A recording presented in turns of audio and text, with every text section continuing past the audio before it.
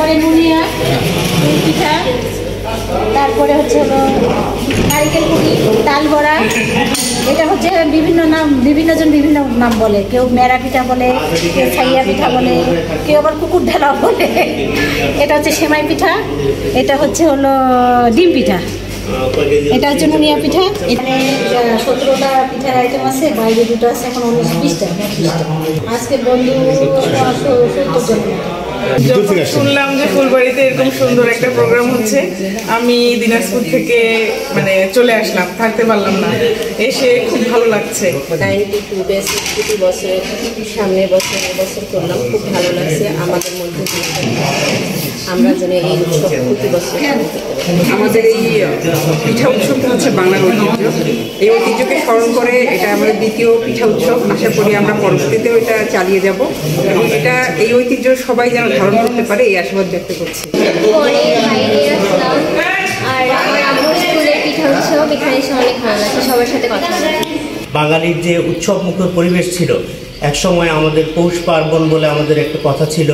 আমরা জানতাম যে বাংলাদেশে একটা এরকম একটা পরিস্থিতি ছিল যে শীতকাল আসলেই নবান্ন হতো, সেই নবান্ন উৎসব থেকে ধীরে ধীরে পিঠা পার্বণের উৎসব হতো এবং আমাদের গ্রামের প্রত্যেকটা ঘরে ঘরে একটা ঐতিহ্য ছিল যে পিঠা পৌষ মাস মাঘ মাসে আমরা আত্মীয় স্বজনদের নিয়ে, ভাই বোনদের নিয়ে, জামাই ঝিউদের নিয়ে, সবাইকে নিয়ে আমরা একটা পিঠা, আমাদের একটা উৎসব বা এরকম একটা বাঙালির একটা উৎসব মুখর পরিবেশ ছিল।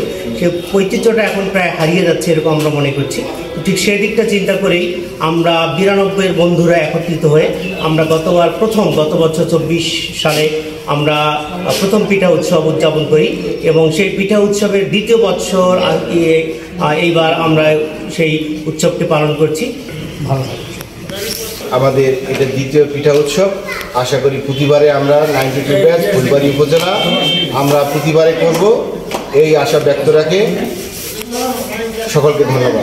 শুভ বিকেল। অনুভূতিটা খুবই আনন্দময়। এটা আমাদের দ্বিতীয় পিঠা উৎসব। এর আগে আমরা সাধারণভাবে পিকনিক করেছি, বৃহৎভাবে করার চেষ্টা করেছি এই বৃহৎ পরিসরে। এবার এটা দ্বিতীয়বার। আমরা চাচ্ছি যে আগামী বছরগুলোতে, আমাদের বন্ধুবিতা বলছেন যে আগামী দিনগুলোতে শুধু আমরা নিজেরা, আমাদের সকলের মাঝে, পরবর্তী প্রজন্মের মাঝে আমাদের এই যে একটা ঐতিহ্য আছে এটাকে ছড়িয়ে দেওয়া। আজকের যে পিঠা উৎসব পৌষ পার্বণ আমরা বলি, এটা অত্যন্ত খুব আনন্দ ঘন মুহূর্তে অনুষ্ঠিত হচ্ছে এবং আমাদের যে 92 যে বন্ধুরা আছে সবাই মিলে আমরা এই উৎসবটা পালন করছি।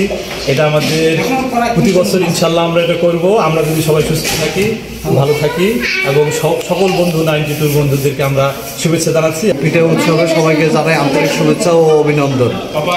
আমি আশা করব 92 ব্যাচের আরও বন্ধুরা যারা আমাদের দূরে দূরে আছে এবং একে অপরের সাথে একটা পার্থক্য সৃষ্টি করতেছে, তারা যেন সকলেই একসঙ্গে হয়ে আমরা যেন এই পিঠা উৎসব সামনের দিনে করতে পারি।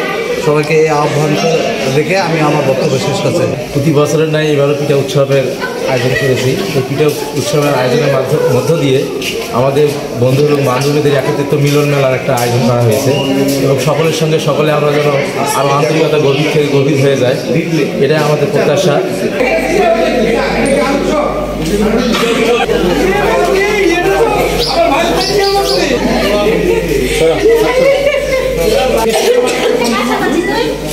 ঠিক আছে।